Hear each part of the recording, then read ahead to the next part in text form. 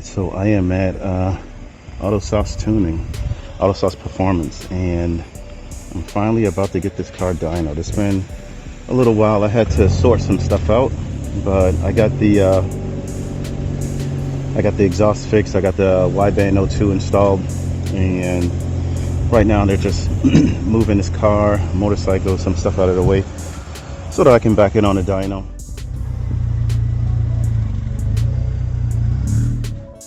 We're just about ready. You're gonna see that thing like this, right off the chart.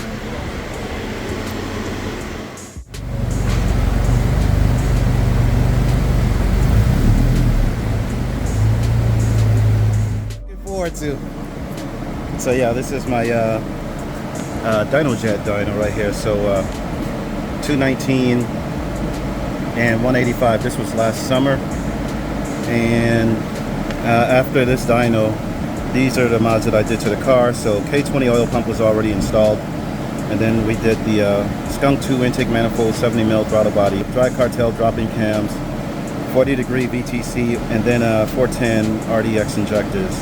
Based on this, I was hoping for somewhere around 250 and like I think I may have said like 195 pound-feet of torque or something like that. But hearing that DynoJets read roughly 20 horsepower higher than this right here, which is a dyno comp, I guess a more realistic expectation of this dyno is somewhere around 235, 240.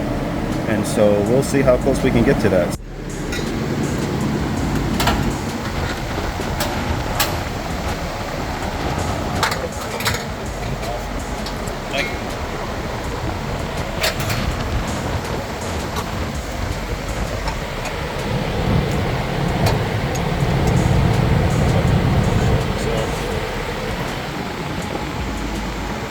This is the NA version, turbo version coming soon.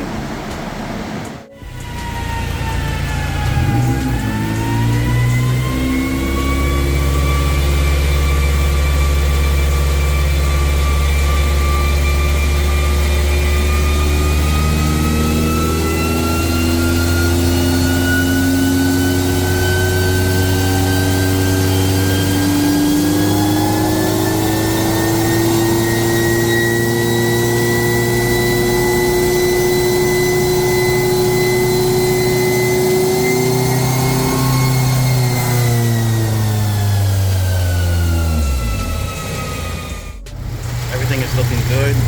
He said it looks good, sounds good. He's just letting it basically like warm up. He said that sometimes they run different. So temperature is good, so that's awesome.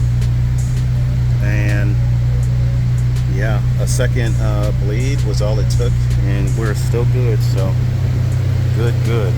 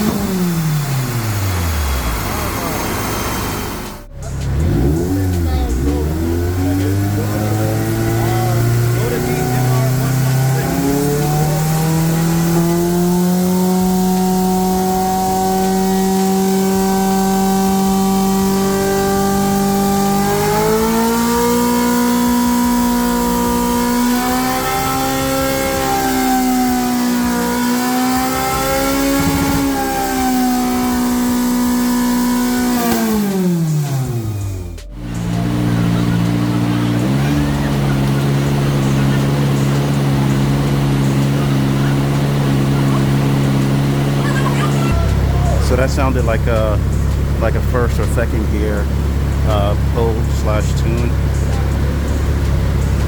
I can see the temperature go up a little bit on a gauge, but it immediately started to come back down.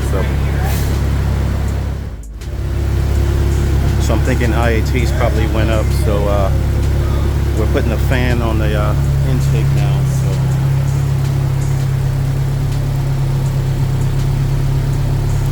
Yep.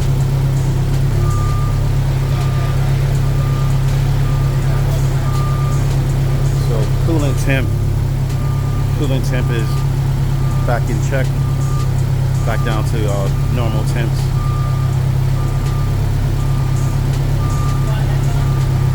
I'm okay with these.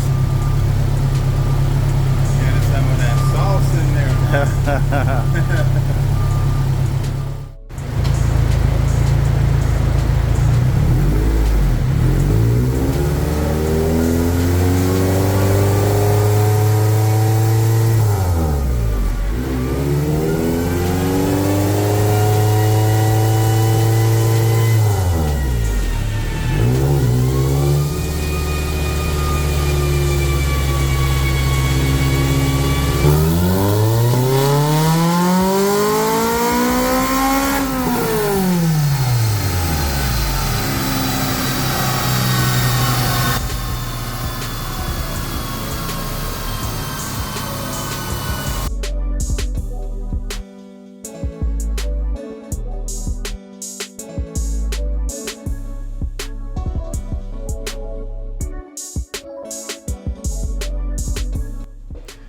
So what's happening here is the battery light came on during the power pull.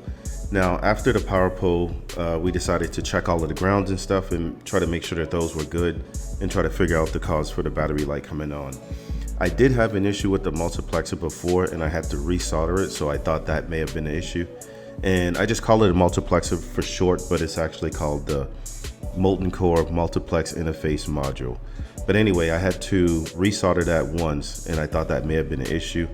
But afterwards we did a voltage drop test and saw that the voltage was somewhere in the 10 volt range and dropping while the car was running. So we decided to pull the car off the dyno, let me take it home, find and fix the issue and bring it back another time. So here's a quick look at the dyno chart that I was super excited about.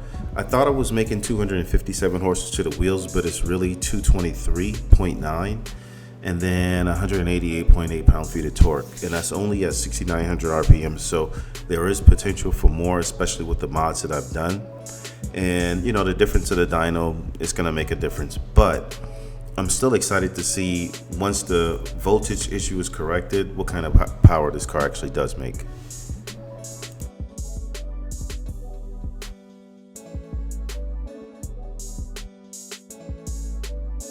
I'm in the process of removing my motor a lot sooner than originally planned. I put it in, I went out for a few drives, everything was good, the car felt amazing. And then I took it to get it dyno tested. So everything was fine at first, and then the car started to overheat a little bit, and then the temperatures came back down. He started to get the AFRs dialed in, and then the voltage started dropping.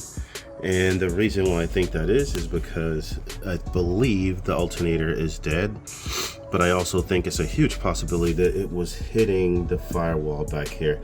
I can't really show it, but once I get the motor completely removed, we'll be able to see what kind of contact it's been making with the firewall. So everything else is pretty much disconnected, so I just gotta get the jack up under here, lift the motor up, remove these mounts, and then we should be good to go to drop them. I just wanted to get down here and get a little look at this, but look at all that black soot around the alternator. That could be some of the belt, like maybe the belt is a little bit snug, not sure, but I'm pretty sure that also means that the alternator is bad. So yeah, I'm pretty sure this is going to be the fix. This should be a little quick one and done. As you can see here, look at the damage that's been done from the alternator coming in contact with the firewall. So I'm pretty sure. Oh wow, and that actually, wow, that's pretty serious. That actually cut into it. So not only is it making contact, it's like cutting into the firewall. So let's see if we can see something there. Yeah, definitely some damage. So I got a feeling with that much contact, there was probably some arcing going on and possibly shorted, fried the alternator. So these are about 100 of the world's smallest hammer swings. And then as you can see right there, that split open. That's from the alternator, but it should not come in contact with that anymore.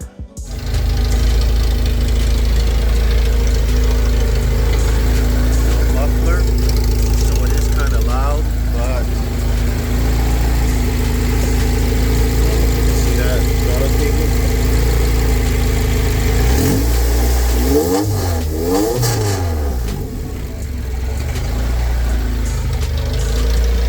Yep, she's back. She is back. So not only is the car back up and running, but the alternator check is good. So problem solved.